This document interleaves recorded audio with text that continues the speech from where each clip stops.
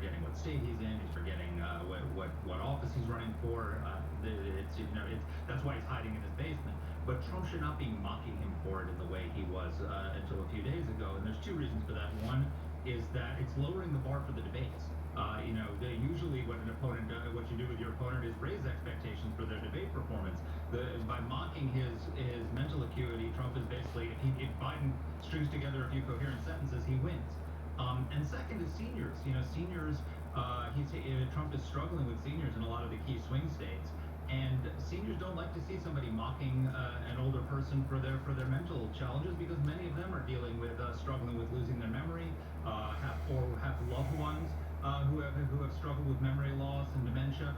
And so they, even if they're concerned about Joe Biden's having the nuclear codes, they don't want to see the president mocking him for it. So I think he needs to, one, just let Joe Biden make the case, make the issue for him by speaking. He's going to have lots of opportunities to speak. He's going to have at least 3 presidential debates. He's going to make mental errors. Let him make those mental errors. And two, when his surrogates raise it, they should do it with a sense of sorrow rather than mockery. The tone should be, look, we've all seen loved ones struggle with memory as they get older. No one likes to point it out, but we have to point it out with Joe Biden because he wants the nuclear codes, and our loved ones aren't asking for the nuclear codes. So this is a serious issue that has to be addressed.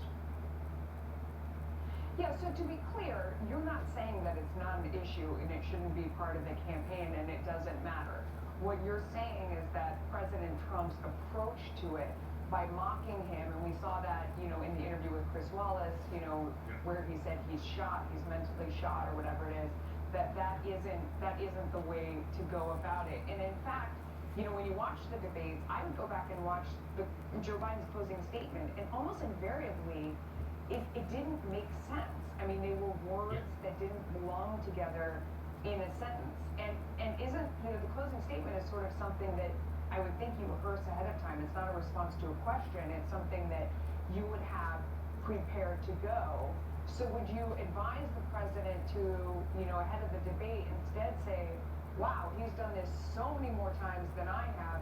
I wonder, I'm going to really prepare a lot to get out there against him. That's not his style, though, the president.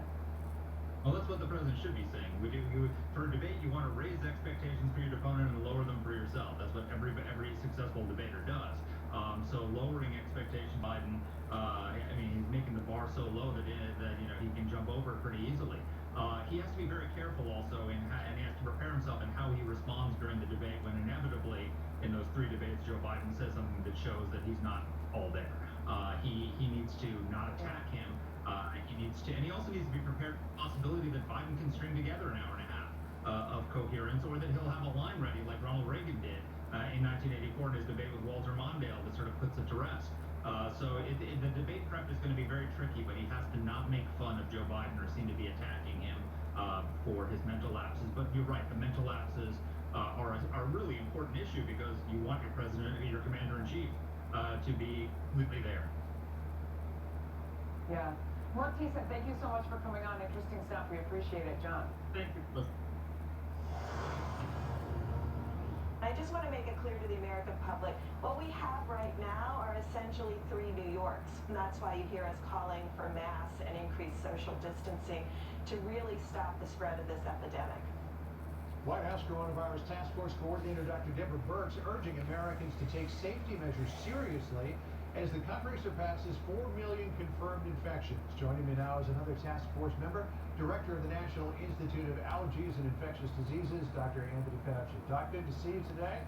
First thing I want to ask you about is you kicking off the return to baseball in America. Didn't work out as we had hoped here in Washington. 4-1 win by the Yankees.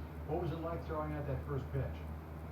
Well, besides the fact that I bounced it, John, it was awesome feeling to be out there. I'm a very enthusiastic fan of baseball in general, particularly of the Nats, and just to stand out there on the mound and to throw that pitch was just such a great feeling. It was really, really humbling and awesome.